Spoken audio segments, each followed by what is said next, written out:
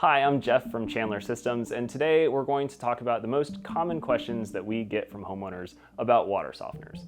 So maybe you just got your first softener, or maybe you just bought a house and you found this thing in your basement and you have never had a softener before and you want to know what to do. People call us all the time and they want to know, what does it need? What do I do?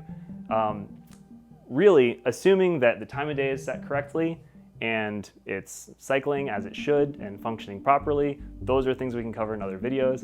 But assuming it's doing everything it needs to do, there's no regular maintenance that you need to do aside from just adding salt to the brine tank as needed.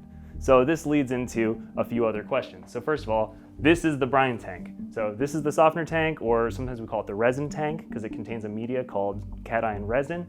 This is the brine tank. So this is just a storage tank for salt that's used to regenerate the softener resin.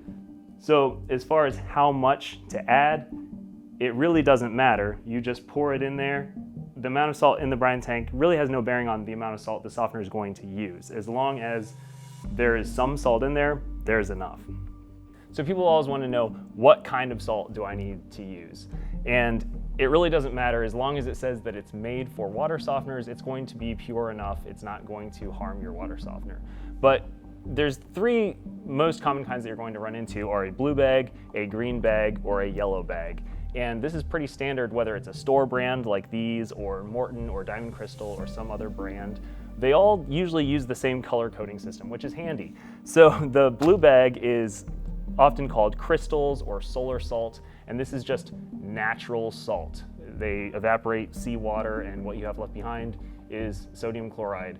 So when it comes to the pellets, or in this case they're called cubes, you usually have a green bag or a yellow bag. The yellow bag is just straightforward sodium chloride pellets. It's just in a pelletized form instead of a crystal.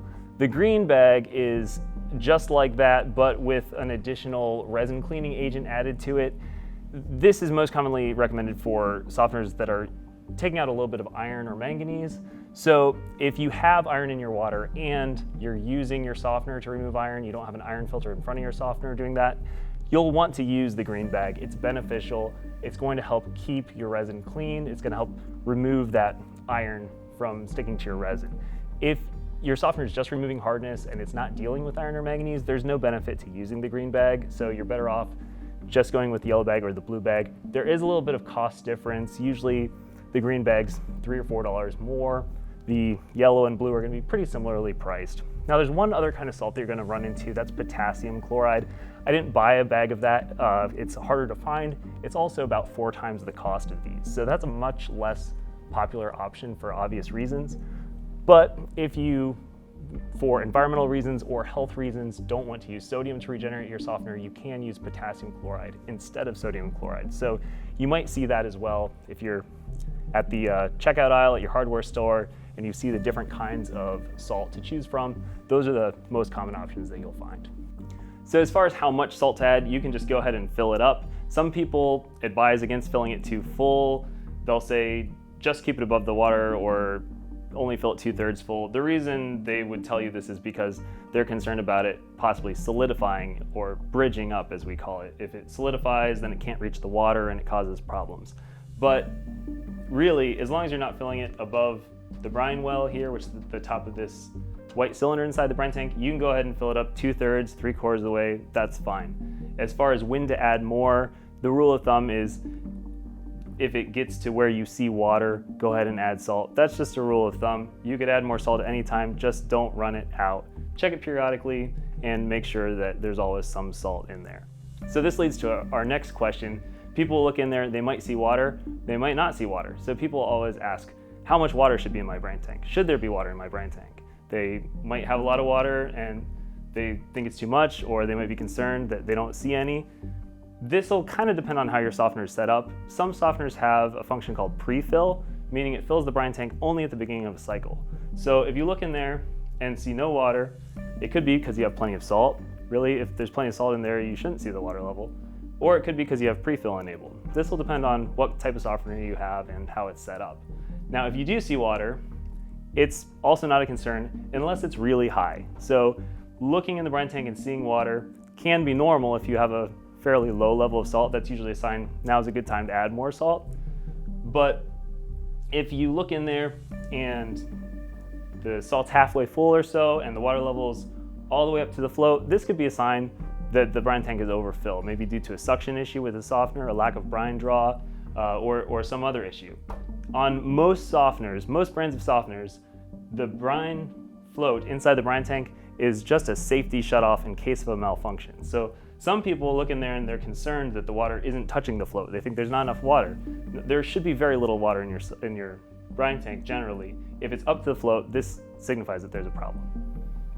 Another common question we get is, especially with people that haven't had soft water before, you notice it feels different. It feels slippery. Some people perceive it as feeling kind of slimy. This can be shocking. Some people love it. Some people really hate it. So we get calls often about softeners being too soft. They say, my water softener is working too well, but they don't put it that way, but they say, my water is too soft. How do I make it less soft? And I'll tell you what you don't want to do. A lot of people get into the settings and they think, I'm going to change the hardness setting or I'm going to change the salt setting and this will affect the softness. And you don't want to do that. It'll only cause problems. And we could talk about why that is in another video. But basically, if you feel that your water is too soft, part of it might just be because you're going from having hard water to soft water, and that could be a big change. There's a lot of factors that play into this, including your raw water hardness, your alkalinity, your pH. These are all going to affect how drastic the change is, as well as how you perceive the feel of the water and the way that it interacts with soap. But bottom line, if you would like to maintain a consistent amount of residual hardness in your treated water lines for whatever reason, you don't want your water to be completely soft, you want it to be a few grains hard, maybe because you like it or for some other reason. The only way to really do that consistently isn't with changing settings in the head or salt usage or anything like that. You really have to mix a small amount of raw water back into your treated water lines. So the reason being, when water goes through the softener, if the softener is working properly, doing its job, it should make the water soft. It should be hard going in, it should be soft going out.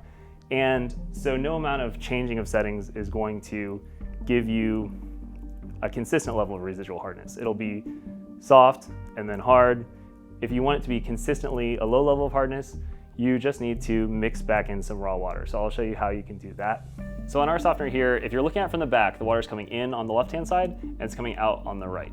So the simplest way to dial in a small amount of hard water to bypass the softener is just to turn this outlet valve about 45 degrees. And this will allow some water to bypass the softener and some water to go through the softener. A better way would be if you want a long-term amount of hardness to stay in your lines, you could plumb a line in between the inlet and outlet and put a valve that you could turn to dial it in a little more specifically. But short term, if you just turn it partially, this is going to allow some of the water to bypass the unit. For some people, they'll do this for a period of time and get used to that and then turn it back, and that will gradually ease you into having soft water.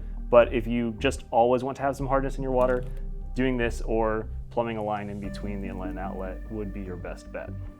So finally, the last question that we often get is, how do I know if this softener is working? If your water isn't very hard and you don't have any other issues like iron or manganese, it might be pretty subtle, the difference between hard water and soft water. So really the only way to really know if it's working and how well it's working would be to test your water. But there are some signs to look out for. It should be using salt. It might not use very much. It might only use 9 pounds every week or two, but the salt should be going down fairly consistently, assuming that your water usage is consistent. So if all of a sudden it's not using salt, or if the water level in the brine tank gets a lot higher, or if it suddenly is using way more salt than what it typically uses, these would all be signs of issues. But if it's cycling, the time of day is correct, you may or may not hear it running because it runs in the middle of the night. But if you hear it running, the time of day is correct, the water level is consistent, typically invisible because you have plenty of salt in there and you can't see the water level. And if it is using salt over time, you can rest assured it's most likely working. But again, if you want to verify that, really the best way to do that would be to do a lab test and see if it's removing your hardness or not. Thanks for watching. Don't forget to like this video and subscribe to our channel. If you'd like to see more content like this, just drop a comment below and let us know what you'd like to see. Thanks.